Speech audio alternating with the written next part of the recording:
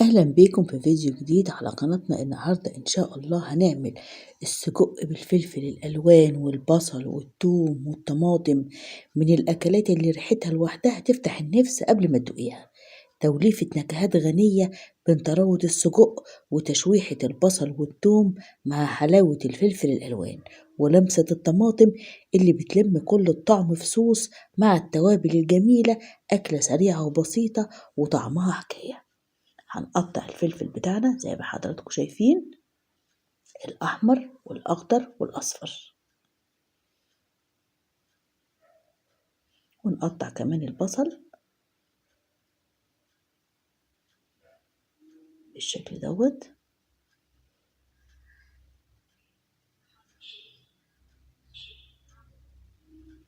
أكلة تنفع غدا أو عشاء. قطع الطماطم مكعبات صغيرة قوي،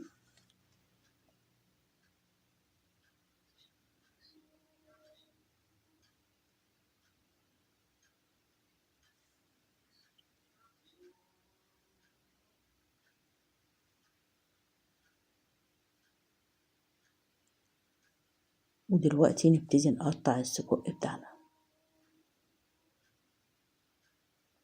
هنقطع السجق مكعبات صغيرة كده، عايزة تحطيه بحاله ممكن تحطيه زي ما هو صحيح، عايزة تقطعيه متاح كل حاجة على حسب ما انت بتاكلي. قطعنا خلاص السجق، يلا بينا بقى نحطه على النار في طاسة غير لاصقة من غير أي حاجة ولا سمنة ولا زيت ولا أي حاجة. هتحط السجق بتاعك الأول كده وتبتدي تقلبيه علشان يتشوح وينزل السمنة والدهون اللي فيه. احنا مش هنحط عليه ولا سمنة ولا زيت خالص. هيبتدي تفضلي تقلبي فيه كده لغاية لونه ما يتغير ويبتدي ينزل السمنة بتاعته.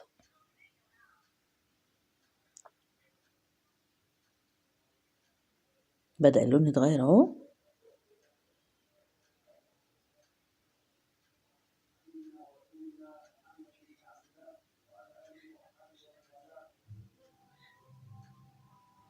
طبعا هي أكلة بسيطة بس غنية وطعمها جميل وريحتها تحفة حقيقي.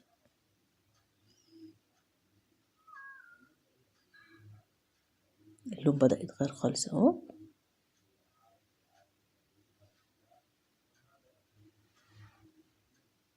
عندي كده سكينة هننزل بالبصل.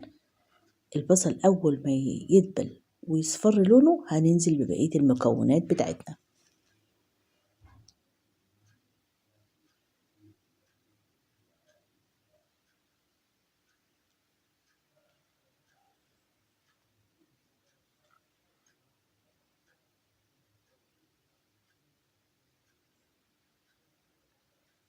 طبعا السجق ينفع تعملي جنبه بطاطس محمرة، سلطة طحينة، عايز تعملي سلطة خضراء تاكلي بالعيش البلدي، تحطي في عيش فينو مع المايونيز. في كل الأحوال هو طعمه تحفة وجميل. شايفين بدأت السمنة تنزل، هنحط بقى ايه التوم هنا في الحرف كده يصفر برضو في نفس السمنة بتاعت السجق أو الدهون بتاعته. يبقى احنا كده حطينا البصل وحطينا التوم. ننزل بقى بالفلفل الألوان. شايفين الألوان مع بعض كلها عاملة ازاي؟ حاجة بصراحة تحفة، منظر جميل. يعني انت بتغذي العين قبل المعدة. قلب بقى كده.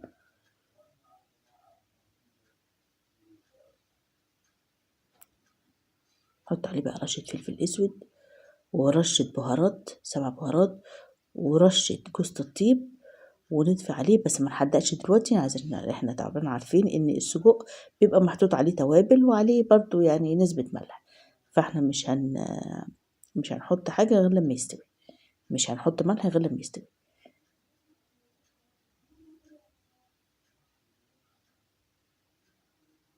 نغطيه بقى شوية علشان الفلفل يدبل كويس هو والبصل،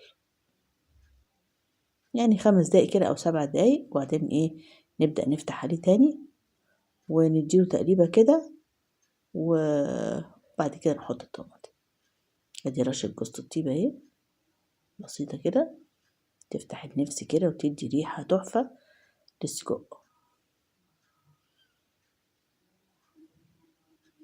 كده خلاص دبلت الخضار بتاعنا كله، الفلفل كله دبل والبصل. نحط الطماطم بقى ونغطي. انا عندي محتاجش ملح، ما حطيتش ملح خالص، هو كفايه قوي الملح بتاعه. ادي السجق بتاعنا. ويا ريت لو الفيديو عجبك ما تنساش تشتركي وتعملي لايك، واتمنى ليكم مشاهده طيبه. مع الف سلامه.